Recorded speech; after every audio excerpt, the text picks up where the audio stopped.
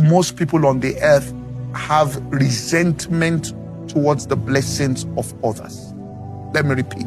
People will rather openly acknowledge and confess publicly to fornication, adultery, and all these things. But the two sins human beings will not acknowledge or common: envy and jealousy. People do have that resentment in their heart. That's why it says, where does the wars and fightings come? That's where it's coming from. You as a person should go up to God and thank Him for the mercy that you find on the lives of people. Pray for them and intercede for them. If anybody is in any situation that somebody's going through, go in there. By doing that, you build a hedge. That was how Job came to realize the supremacy of that over all the sacrifices he was doing. When God says burnt offering, sacrifice, that's when he came to realize that, you see all this one I'm doing. When I prayed for my friends, this ones didn't work. When I prayed for my friends, God turned the captivity around. Thank God for the lives of other people. When you feel that anybody's going through anything, pray for them and it begins to turn your heart into a place of compassion. And when you become a compassionate person, it's the state of your mind, it's the way you are. It means there will just be growth of these things in the life of that individual. Things they didn't labor for will grow out. Things they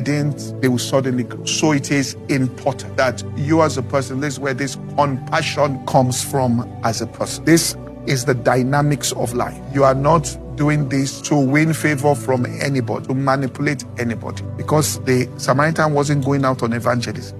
You understand? He didn't get up and say, I'm going on evangelism. No. It was his lifestyle.